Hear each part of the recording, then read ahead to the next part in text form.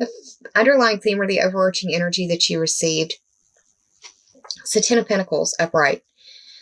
The Ten of Pentacles is a card that represents like familial wealth, generational wealth. And there's a difference between rich and being wealthy. I forget which comedian said it. Rich is having everything you want. Wealthy is making sure your great-great-great-great-grandbabies have everything they want. Cannot remember. It was either Chris Rock or Cat Williams. I can't remember which comedian it was, but credit due to who that thought belongs to, even though I can't remember right now because it's 5:30 in the morning. But this is a family on the park enjoying the fruits of their labor and the riches that are at their, the riches that they have to expend. It's the older generation. There's a younger generation. There's animals in the picture. The Pentacles represent Earth sign energy, and you, Taurus, are an Earth sign. The Earth signs are Taurus, Virgo, and Capricorn. Now, the 10 up top for me represents the 10th house on the astrological wheel, and that is the Capricorn ruled house of your career, your status, your reputation. It deals with destiny, and it also deals with authorities. Now, this can be authority figures in your world, the authorities like law officers, or authorities in their field like an expert, say a doctor or a lawyer. But the underlying theme or the overarching energy of the mid-month is you're feeling wealthy. And wealthy doesn't necessarily mean having a bunch of money in your pocket. It can mean that you're feeling blessed because your family is around you, that you are enjoying the holiday season with your family. Could be that money's on your mind because you know that shopping's going to start up soon. I'll be completely honest with y'all. Since I had the house fire, I haven't celebrated Christmas. I haven't had the expendable funds. And that's not me trying to get somebody to feel sorry for me. It's just the reality of my truth. I've not decorated. I've not went shopping. I've not done any of that. It's not that I'm not celebrating Christmas. I'm just not celebrating the commercial aspects of Christmas because I've been lacking in funds. And that's the reality of my truth. When you lose everything in a house fire, and you ain't got no renter's insurance, I'm still trying to get stuff that, people use on the daily. But yeah.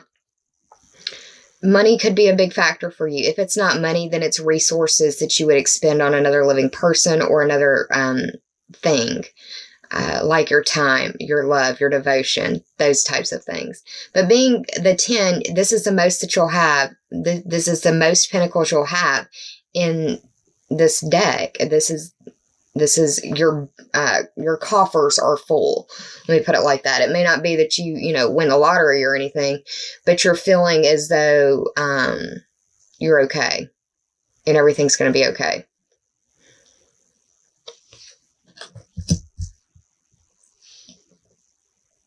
You aren't having any 10th house energy, astrologically speaking, but you're having a lot around it.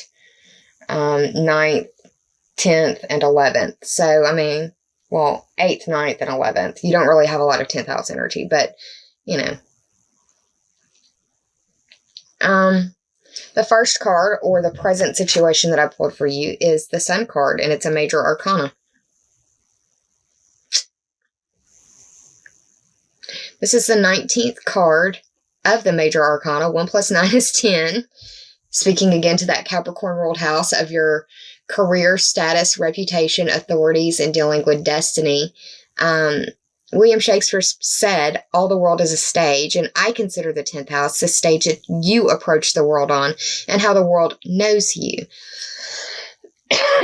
Pardon me. Let me hold this up right.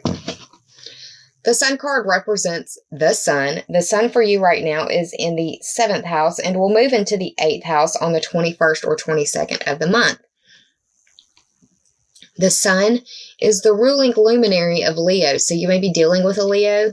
The fact that it's in reverse, you may be dealing with an angry Leo or a depressed Leo, which is kind of, I don't know, it's hard to find a depressed Leo, but someone who isn't feeling well, someone who isn't operating from their highest energy field, I guess would be a good way to put it.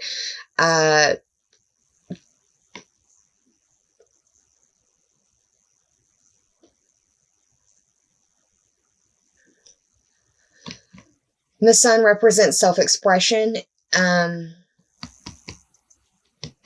This may involve a fifth house situation because Leo rules the fifth house and the sun is the ruling luminary of Leo. That's the house of your pleasure, your social life, your children, creative endeavors.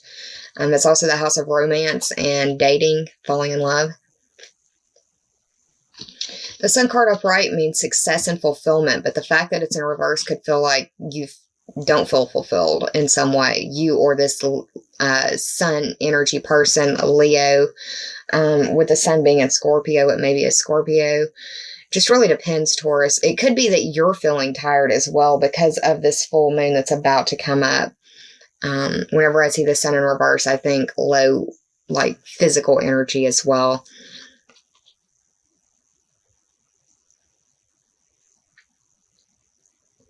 It could feel like the sun is setting in your 10th house too, on your career, your status, your reputation, or dealing with authorities and destiny.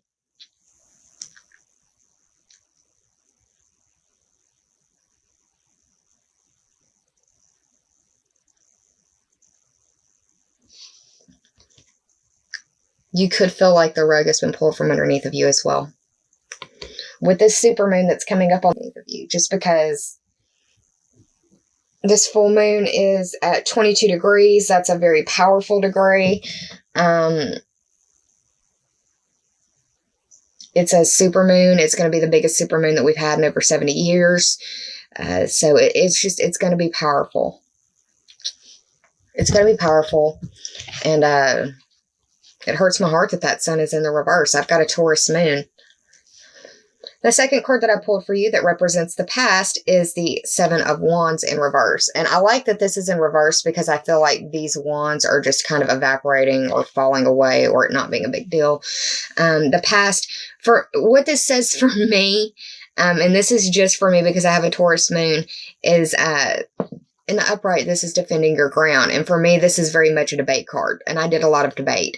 The fact that it's in reverse is like, I'm not doing debate right now. I haven't been doing debate. I haven't debated since April.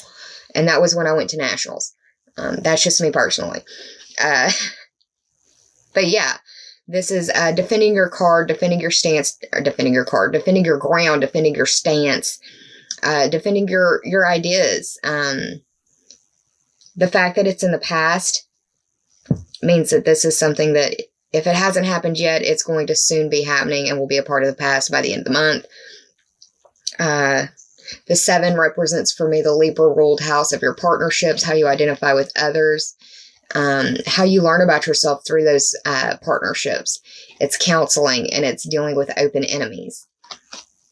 The wands represent fire sign energy, and the fire signs are Aries, Leo, and Sagittarius. I feel like you're dealing with a Leo because the sun card came up in the present situation. So we've got the sun in reverse. We've got the 7 of Wands in reverse. I really feel like this is strong Leo energy that's being spoken of right now.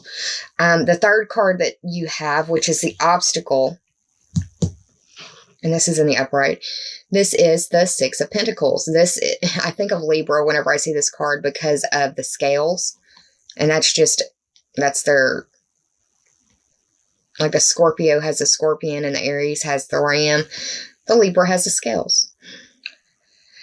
I think of this as a charity card. I think of this as a benevolence card. This is sharing with others because you know that all it takes is just a twist of fate for you to be down here begging. And right now you are in the, or the Leo or the fire sign in the situation is giving. And you may be on the receiving end. The Pentacles represent earth sign energy, and that is Taurus, Capricorn, and Virgo. This could be involving you, or this could be involving money. The Pentacles also represent money and resources. Resources are anything that you would spend on another living person or another thing. Your time, your money, your energy, your love, devotion, affection, those types of things. I feel like this is a fire sign because of all of the red involved in it. The 6th house speaks to the Virgo ruled house of work and health, or the competency and skills that you bring to the services that you provide. It also speaks to your day-to-day to-do list, the daily minutia, the daily tasks, what you do on the daily. So the obstacle is trying to find balance in some way with your money, resources, and what you do on the day-to-day basis is how I'm reading it. The 4th card, which is the help for you, is the Queen of Cups upright. The Queen of Cups upright is a feminine water sign energy, and that is representative of Cancer, Scorpio, and Pisces. This individual is very intuitive. She knows what's going on. She sees through the veil. She sees past the veil. She understands what's in the cup without even having to open it up. She's very intuitive. She's empathic. She's compassionate. She can be very emotional, though. She can get lost in her emotions. The fact that she's in the upright, she's probably helping you through this time.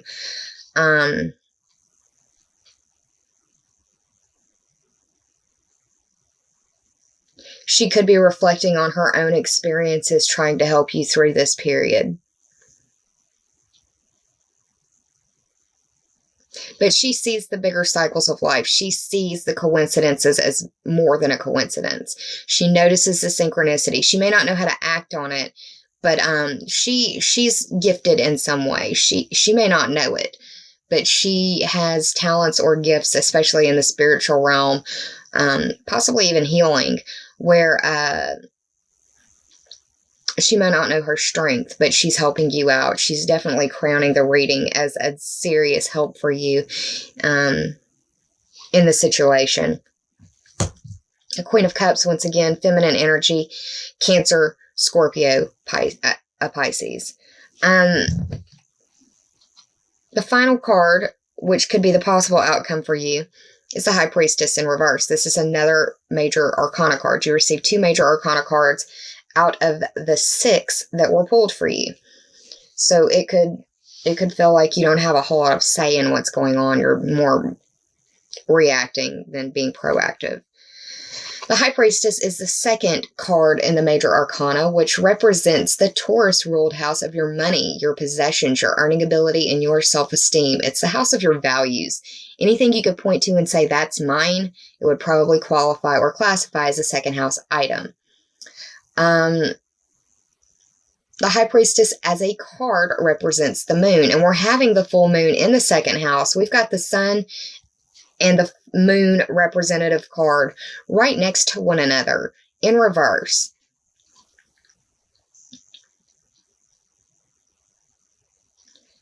Whatever it is that goes on this month could feel like it's damn near an eclipse for you. It's that transformative.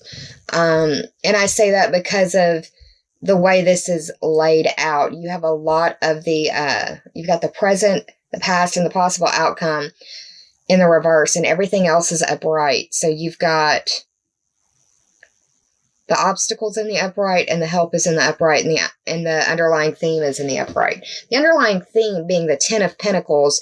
Even though you're going through difficult times, you're going to find that buried treasure that I was talking about in the November video, where I read the Sabian symbol for the full moon. Because this is the Taurus video, I'll do it again. It reads, a jewelry shop filled with valuable gems. And being in the 1st house, it's like you may find buried treasure right under your nose. And it could be involving this Queen of Cups helping you find that buried treasure, either within you or the circumstance. If it's not the Queen of Cups, it could be the Leo energy or the Sun energy. I really feel like it's a Leo because of the representation of the Sun and the red right here. But the High Priestess sees between the veil even more so than the Queen of Cups. The fact that she's in reverse could be that you aren't following your intuition. It could be that that you are repressing your emotions, or possibly keeping a secret, or someone is keeping a secret around you, or that you're just not acknowledging your feelings in the situation. It really depends on each personal Taurus out there. We all have different charts. The thing that I would tell you to do because of this full moon occurring in the first house, and I just had an Aries full moon. I'm an Aries sun, I'm a Taurus moon, and a Scorpio riser. So I've been dealing with this kind of extreme energy here recently. Allow yourself time during the full moon to feel. If you need to cry, cry. If you need to feel comfortable, get in a hot bath, wear your onesie, whatever it is you need to do. But allow yourself to feel comfortable. That's the best thing you can do as a Taurus. We're about the physical plane. We're about feeling good. Comfort foods. Things that make you feel good. Sensuality. Touch. Feel. Smell. We're very in our senses. So anything you can do to help cushion the blow from this fallout of the full moon would be smart for you. So, I did the tarot total. We had the 10 of Pentacles. We had the 6 of Pentacles. We had the 7 of Wands. We had the Sun, which is 19. And we had the High Priestess, which is 2. That totaled up to be 44. 4 plus 4 is 8. And that is the Scorpio ruled house of other people's money, regeneration, transformation, metamorphosis. It's the house of sexuality and instincts. It's also the house of life, death, and rebirth. In a very few small situations, there could be inheritance coming. There could be insurance payments coming, something to that effect. And I have a feeling that if you're dealing with somebody who has some Scorpio in them, they may have been getting messages, whether they notice them as messages or just see it as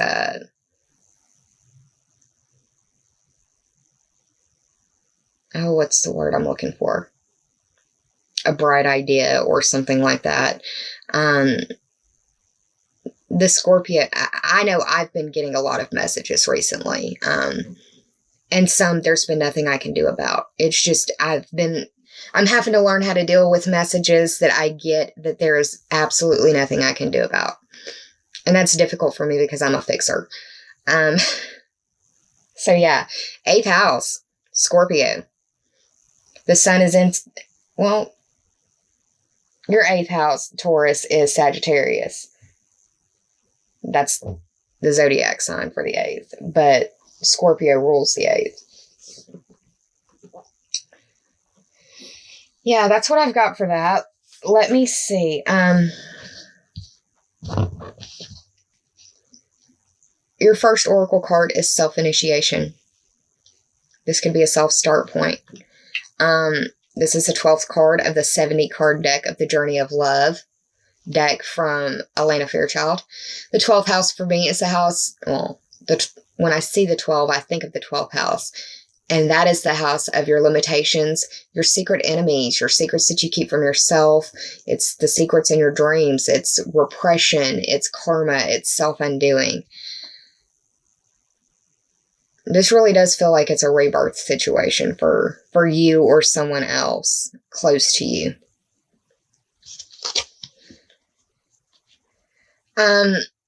You've encountered many teachers on your path. And these don't necessarily have to be like higher education teachers. People who come into your friends can be a teacher.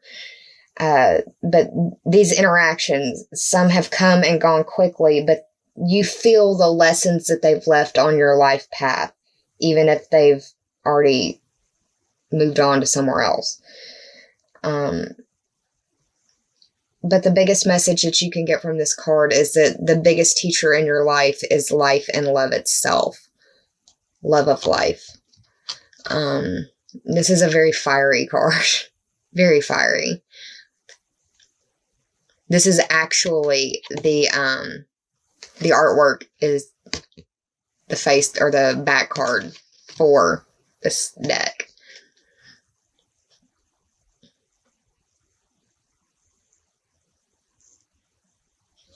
And don't be afraid to be your own teacher. Don't be afraid to learn on your own. Don't be afraid of solo studies. I've embraced solo study for the last 2 years, just studying astrology on my own. The second card that you received is the Cosmic Butterfly. And whenever I think or see butterflies, the very first thing I think of is the 8th house because of that transformation, metamorphosis type energy. This is the 36th card of the Sacred Rebels, of the Journey of Love Oracle deck. I say Sacred Rebels sometimes, but this is the Journey of Love. 3 plus 9, or 3 plus 6 is 9. That speaks to the Sagittarius ruled house of long distance trips, adventure, higher education, philosophy, religion, the study of those things. Also foreign people, foreign places, and foreign things. This is a rebirth card. If it feels like life is, or if it feels like your life is falling apart, understand that it's to build you up stronger than ever before.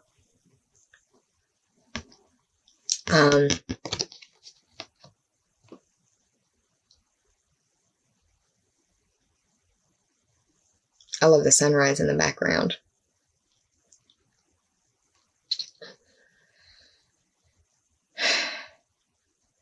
Surrender your need for certainty to being open. There is,